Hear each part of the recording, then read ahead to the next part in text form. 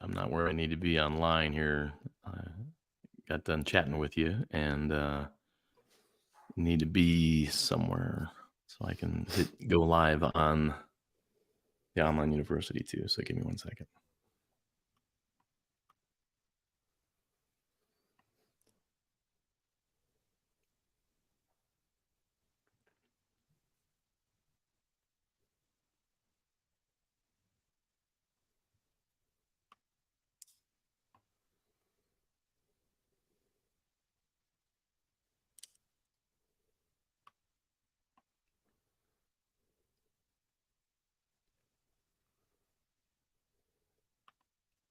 All right, everybody. Hi, welcome back. This is Coach Dennis Stoika with Modern Era Warriors. Thank you so much for being here. Once again, we have a like-minded guest with us, Sifu Alan Baker, an internationally recognized martial arts and self-defense expert, high-performance instructor, coach, author, and speaker. Referred to as the agent of change, he developed the Warriors Path self-improvement program on the warrior mindset, helping others build positive and powerful changes in their lives. His vast expertise spans over 20 martial arts systems. He's trained under masters such as Dan Inosanto and Eric Paulson. Through Baker Defensive Tactics and the Civilian Tactical Training Association, Sifu Baker offers advanced self-defense tactics to law enforcement, corporate security, and specialized government groups. Sifu Baker is the mastermind behind many of the most successful businesses and associations in the defensive tactics and the martial arts industry. Now, I love to always talk to people for a little bit before we come online, and I got to mention some of this, and Alan and I discussed some of this too. So I've only been to Alan's place one time. I think you were not there, actually, Alan, if I recall correctly. It was for an Eric Paulson a seminar at one point too. And Eric didn't make it either, by the way. So all good, but had a great time with everyone that was down there too. Maybe you were there, it was many years ago. But the thing about Alan is that he is a mastermind. He associates himself with so many other associations as part of so many amazing groups. His background is like none other that I know, with 20 martial arts systems. And he's doing a lot of stuff that we're going to share here, which is beyond jujitsu, even though he might be known a little bit or couched as the jujitsu guy. He's doing so much more in the world of performance coaching, like we do, for like making people better people. And he does that via to some extent, right, with law enforcement, military, civilians, etc. So he just hits the gambit and brings very specialized programs. So Alan, thank you so much for being here. We greatly appreciate it. What else do you have to add to any of that? Thank you. I don't know that I can live up to that. Yeah. Of course you can. Thanks for having me, man. I Yeah. appreciate it. So we're going to jump right in then. And I grabbed the wrong questions here. So I'm going to ask the question because I know the question's the first question that I got your paperwork just over here at the table. Hey, who is Sifu Alan Baker, and what is your purpose, passion, and principles? Go for it. I'm going to step out for just 1 second and get a piece of paper. One of the first things I would say would be just a perpetual student, perpetual white belt. I love to learn. I love working on new things with new people, which has led to my career. You know, obviously had a huge passion for martial arts, and the more I got into it, the more I wanted to do. Was fortunate enough to get to the point probably mid 90s where I was financially independent and I could start traveling and choosing who to train with. And obviously you're like, I want to find the best. And that led to where we are now as far as the martial arts goes. Mm-hmm. Yeah. So Alan, again, I pick on people We pick people that come on our podcast, right? I pick people that come on our podcast, like I said, that are like-minded, that are doing things that we're doing. And to some extent, like who I am. So I did the same thing. So in part of my journey, right? Not satisfied with what I had close to me. So seeking out those best in the world, right? And going and training with them, learning from them, coming back, and then training what you learned in the, your own dojo, your own brick and mortar, in our own laboratory. I love to refer to it as, right?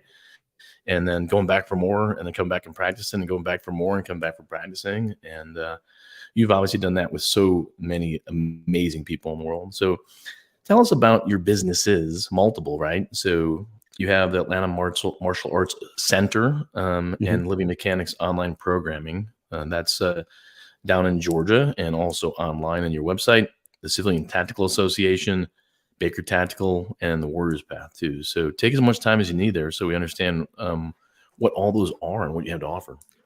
Well, the first one you mentioned is the Academy in Woodstock, Georgia. We've been in Woodstock going on 22 years now. And typical multi martial art academy. And then through that, I started to do work for the bodyguard industry, the tactical driving industry, Hmm. and formed at that time. It was the AOMAC Tactical Training Group, and it has since to mutate into Baker Defensive Tactics. And through that business, I'll work with law enforcement, military, protection agents, many of the professionals out there. And we have standard programs we'll deliver, but one of the unique things we do is we can come in and specifically design defensive tactics around an environment. An example of that is working with a drug task force team. Maybe they're having a hard time with the drug deal that goes bad inside of a vehicle. And so we'll come in and take a look at what they've had to deal with, what they're running into, and we'll design something specifically for their guys. Past that is association design. And this one isn't out there quite as much, but I Hmm. design and operate associations for high level martial artists.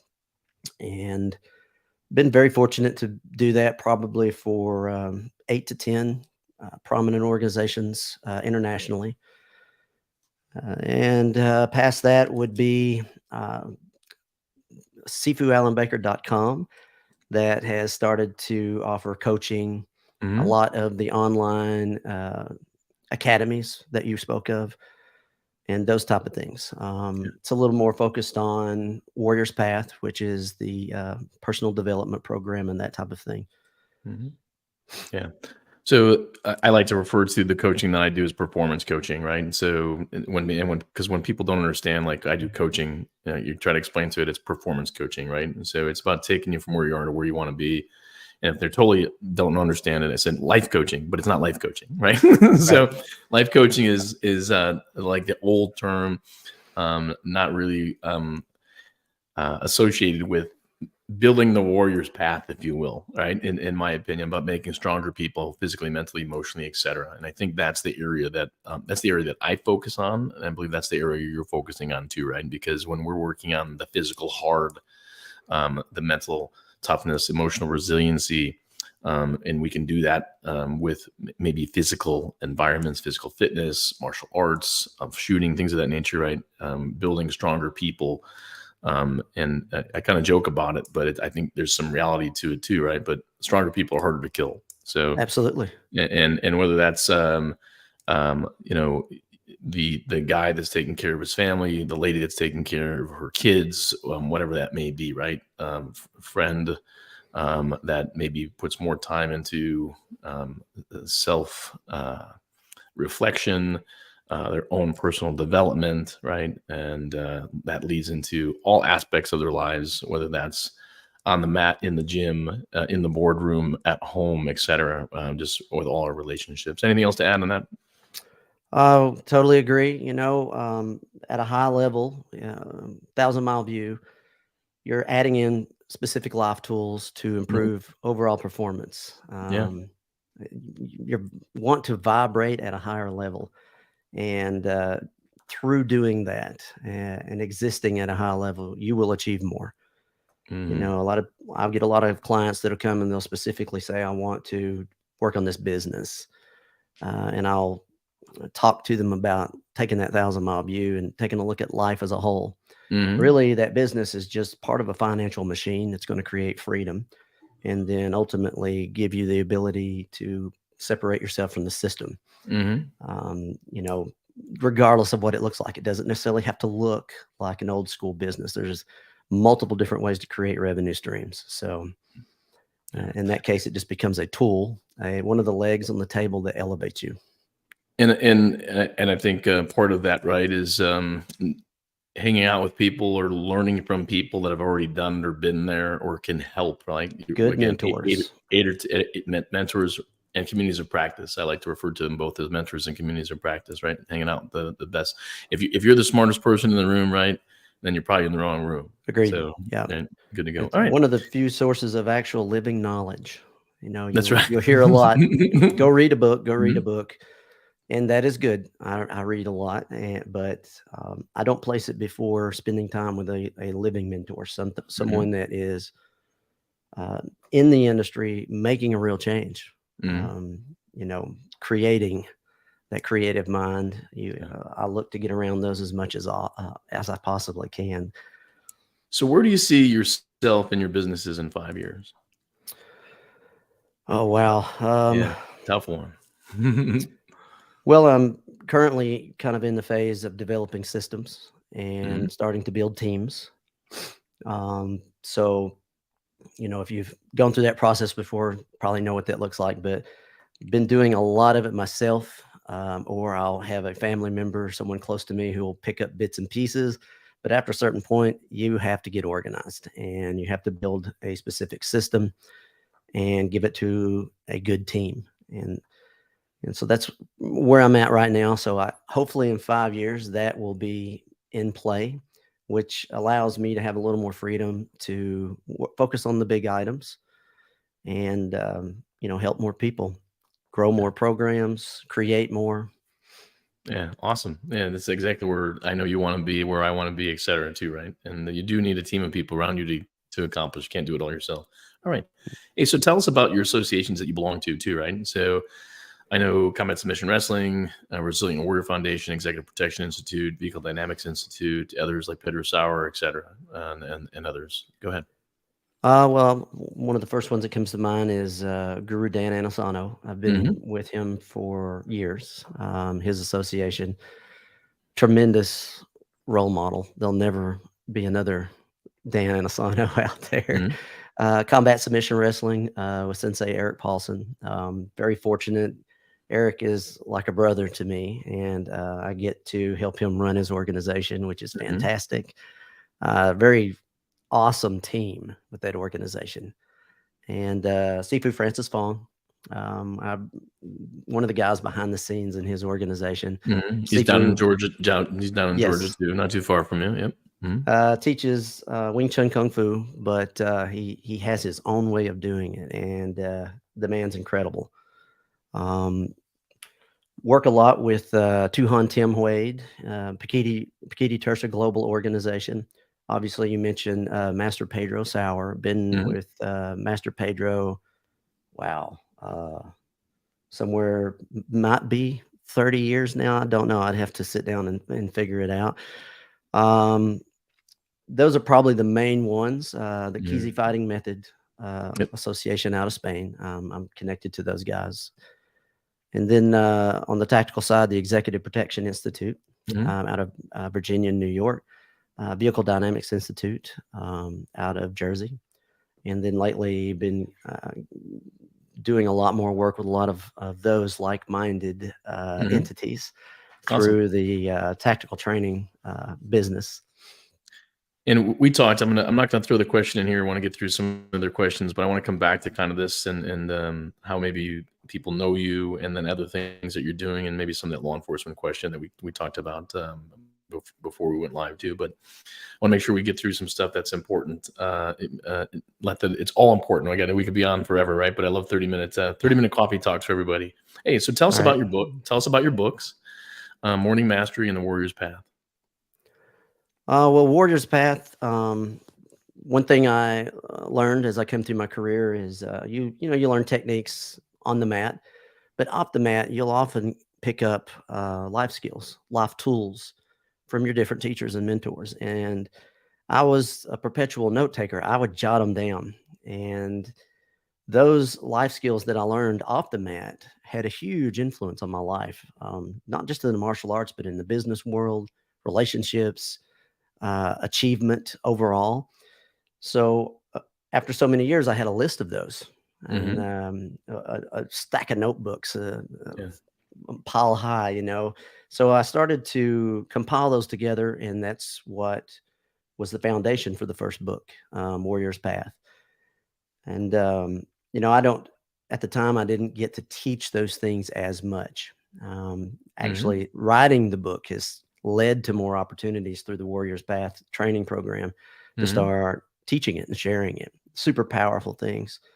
And then book two was Universal Principles of Change. And that came about because of the question, what are all of those tools? I refer to them as universal principles of change. Mhm. And so I wrote the second book to add more of them to that list. Gotcha. And in both books, I talk about doing morning and daily routines. Yep. And I have a specific one that I designed years ago that I do every morning. I have one I do in the evening. So a lot of questions on that, and that's what led to book Mhm. three, which was morning mastery. What are the elements of a good routine, and how can you build them? How can you design them? Sometimes they just kind of come together by default, but Mhm. um, you know, Yeah. small things done consistently over time can have Always a huge impact on your impact. on your life. And on a daily basis, one of the things you can do to take those little steps every day is that morning routine. You get up a Yep. little early before everybody else. The house is quiet. You have time to focus, and you can put that energy and time into those Mhm. small steps. And if you do it consistently, you will start seeing change physically, mentally, clarity. I could talk about it obviously Mhm. longer than I probably should, Yeah, but yeah. that was book three. So this is again what I refer to as strategies, tools, and practices in my coaching and performance coaching as well. And the daily habit is the 1% better every day in every way, right? Hmm. Which leads to the bigger thing. And I have some mantras that I say: just keep moving. I have knocking down the dominoes, right? Because if you knock down one, right, you consistently do it day after day, and they all get knocked down, right? And again, Yep. that you taking a note on that one, knocking down the dominoes, right? Hey, and I know some of that comes from like Eric Paulson. I mean, you probably learned some from your teachers, like you take notes and stuff. Eric loves the chalkboard, right, or the blackboard Oh these yeah. days too, right? And so Yep. to put stuff up on there, so awesome, great conversation. So why should someone consider training in your civilian or bigger tactical programs versus training other things out there, like just going to a BJJ gym, grappling, wrestling, etc., right? Or another martial art? CTAC was designed to pick up really where a lot of the other martial arts don't necessarily fill the slot.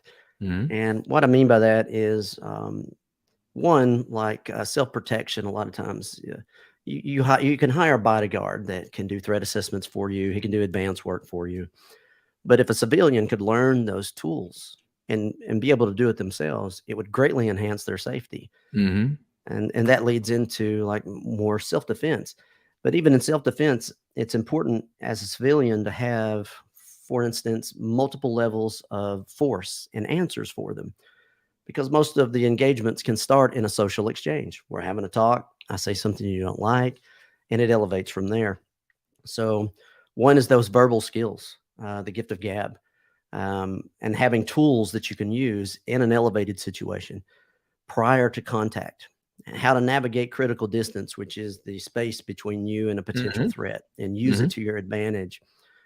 And then at the moment of touch, you're not always in a fight, which is one of the things that a lot of people get stuck. They're like, is this guy really going to do this? Is this going to go elevate? Hmm.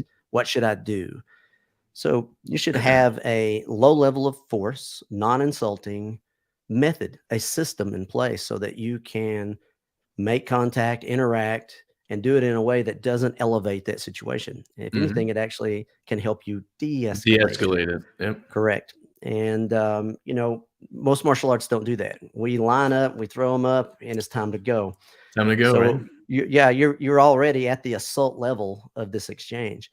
So CTAC kind of fills in those gaps, what to do up to that point. And even at the assault level, there's many things you can do. But in our culture, to a certain point, you still have to take into consideration how it looks visually, Mhm. how it's accepted socially. So with that in mind, uh, obviously this can change at an extreme high level of exchange, but you have to have ideas in place that if someone throws up a cell phone or if you're recorded on a camera, these days they'll take one moment out of it and Yep. then attempt to destroy your life over it. So if you can piece those things together in a system that allows you to take into consideration how it looks visually, how it's going to be accepted socially, how you're going to explain it legally later, Yep. that's what brought CTAC into being. Yeah. All amazing conversation. I have it with my students with regards to the reality-based self-defense too, right? That verbal de-escalation. Um, that doesn't mean that I'm weak. It doesn't mean I'm in fear. It means that we're trying to de-escalate it, but we're ready to fight if we needed to. Um, Hmm. Learning how to defend multiple different types of things, not just grappling, right? Gun defenses, knife Correct. defenses, Yep. grappling survival, not grappling to stay on the ground, right? Um, and then, of course, stand-up types of things too, right? And knowing that you could be arrested, knowing that you could be having legal issues Right. from that as well, right? You could And come I tell down everyone, to the articulation of the event too afterwards, yeah, what you say. And hmm, I'll commonly say to the guys, they'll say, because I'll do mock hmm, drills with them. So they have cool, to have this verbal interaction with a law enforcement officer, and they'll go, I threw him. I did my hmm, throw. And I'll go, oh, you're trained.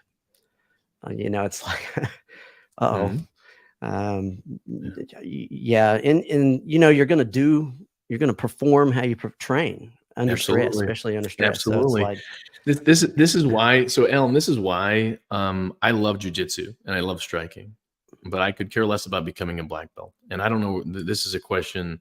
I'm gonna come a little off track here. The question for you, right? So, how do you how do you keep if I'm on the street, right? I train Krav Maga reality based self defense, and I'm very functionally fit with the things that we do. And I only train a small percentage of my time in grappling and striking because I believe what you just said, right? I train more than any of my students in the gym, and I also want to make sure what I'm training most because I is what I want to train, right? For the purpose behind why I'm training, and that's self defense for me, not like jujitsu matches and things of that nature, right? Because you will do right in reality in combat what you train. So mm, I've seen 3, 4 stripe black belts in jujitsu take down people with a knife, which might not have been the best option, right? And until it's maybe like a last type option, right? So how do you balance some of that or have some of that conversation yourself or and with your students? Some and depending what they're looking for, right? Yeah, correct. I mean, yeah, some guys, they just want to do jujitsu, yeah, and that's okay. It's fantastic. It's yeah, amazing art. yeah. So many benefits come out of it. I'm a big believer in it.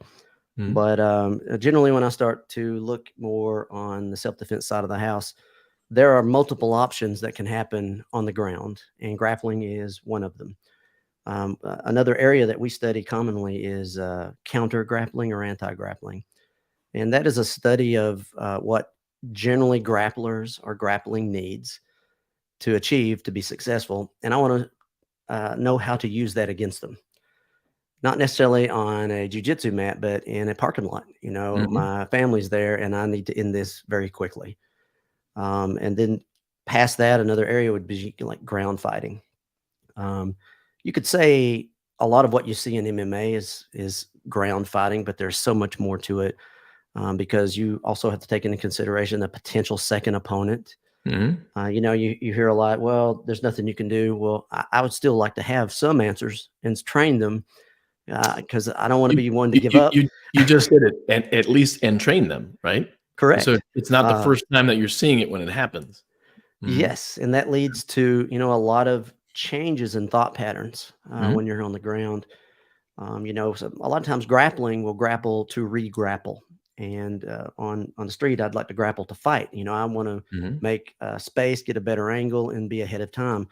So the strategies and techniques you use to achieve that yeah. have to change a little bit. And then if we So if we add a gun to that, and put on their everyday carry training kit and get on the mat again.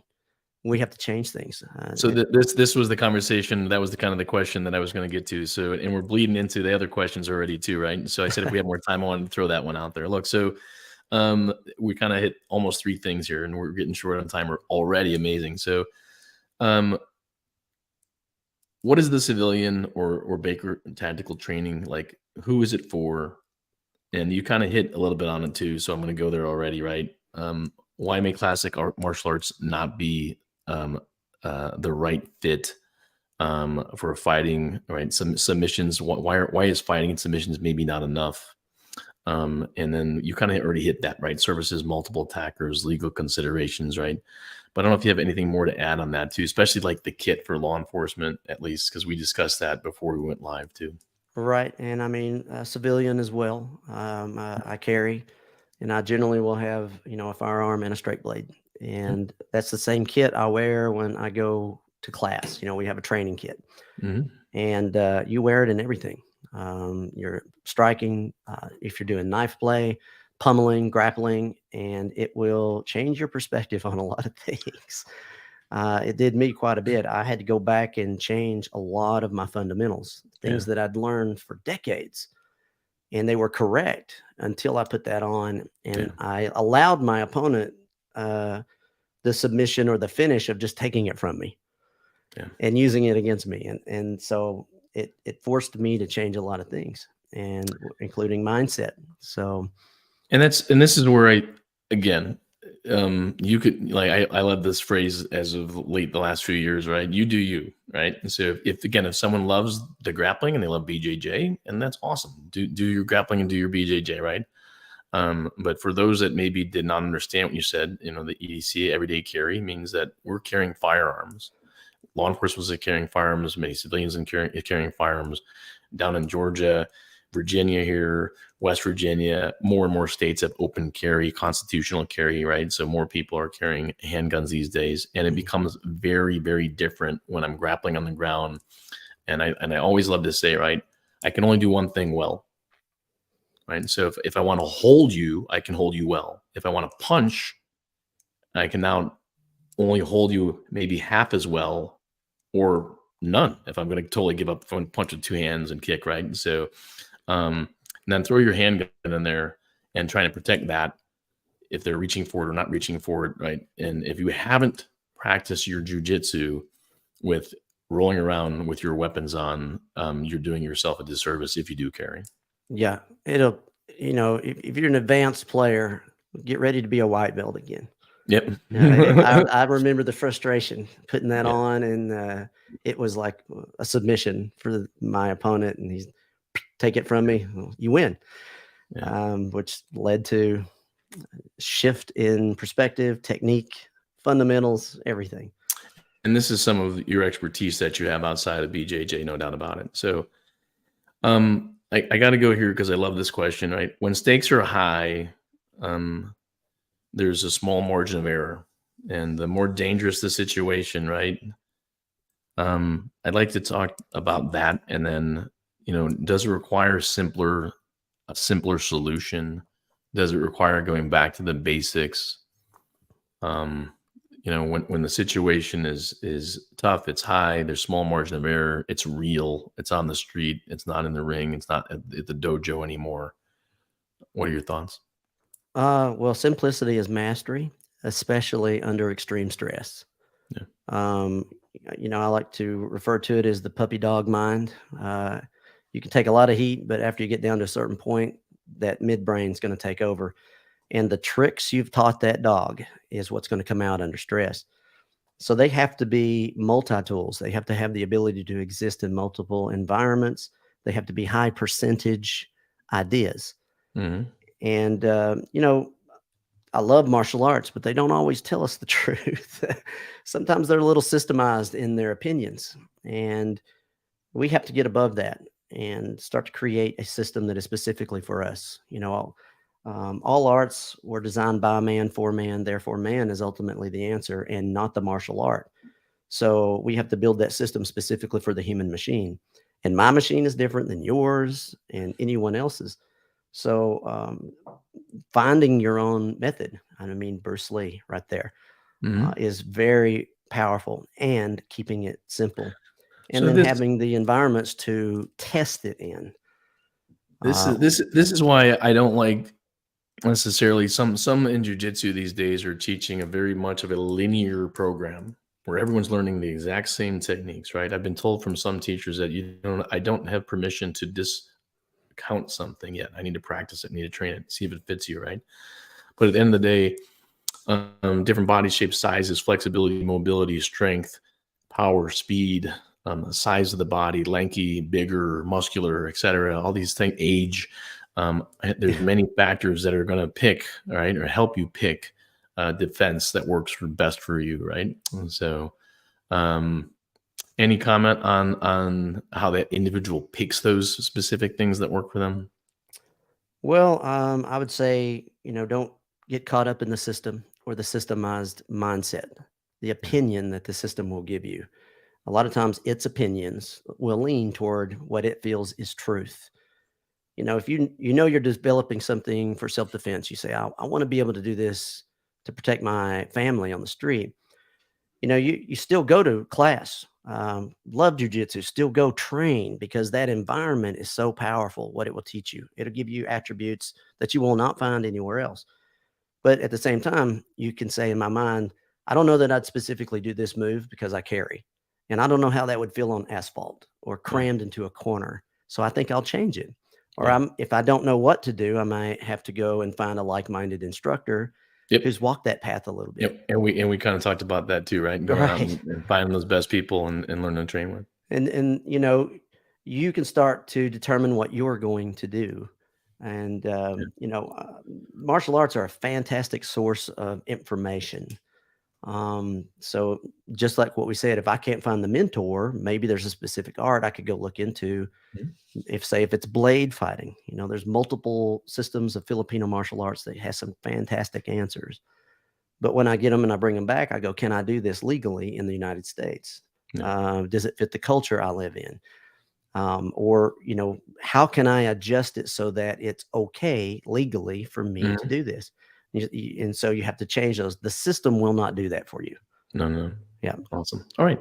Hey, so we are running on time here. So one last question. I had who inspires you, and I think unless there's someone else besides like all those amazing people, Dan Osano, Eric Paulson, Pedro Sauer. I mean, multiple persons that you've listed already.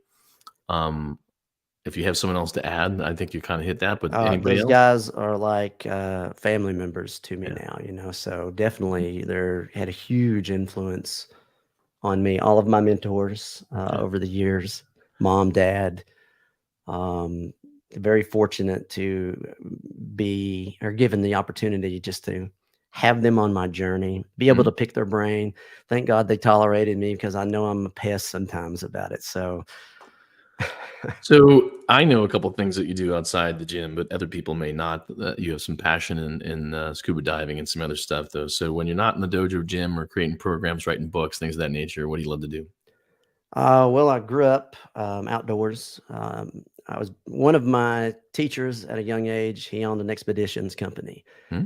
and I would go and train martial arts, and then he would try to find cheap labor by saying, "Hey, man, why don't you hang out this weekend and do some fun stuff?" Which means carry the rope, grab those bags.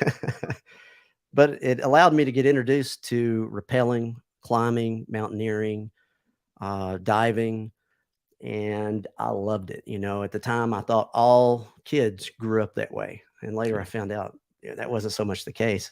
And yeah. it's something that I've maintained my entire life. I now teach diving, run trips, train rappel master instructors a couple of times a year, mountaineering courses. We're actually going through a prep now for a survival course, wilderness survival, a couple of other things. So Very cool, exciting stuff, right? So, all right, how does someone get a hold of you if they love what they hear, they want to train with you, they like what they see, whether that's online, coming to see you, or you going to their place to teach them or something like that?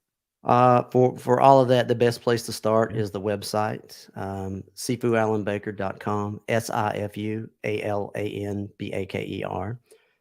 and you can get in touch with me through there pretty easily. We respond pretty quickly, and a lot of the things we do will be listed there to check out. Awesome.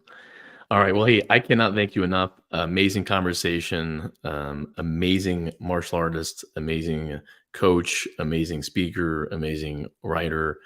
Lots of stuff, right? Whether, again, instructor in rappelling, diving, etc. Right. So that's about creating that warrior's path, as far as I'm concerned. That fits what we do too, right? And that performance type coaching, becoming that warrior. And thank you so much for being here. Everybody, check out Alan. If you're in Georgia, please stop by. I know he'd welcome having you. Hey, so everybody, until next time, you know the drill. Train hard, train smart, train safe, train real, and train for life. We'll see you in the next podcast, everybody. Take care. Thanks, Alan. Thank you.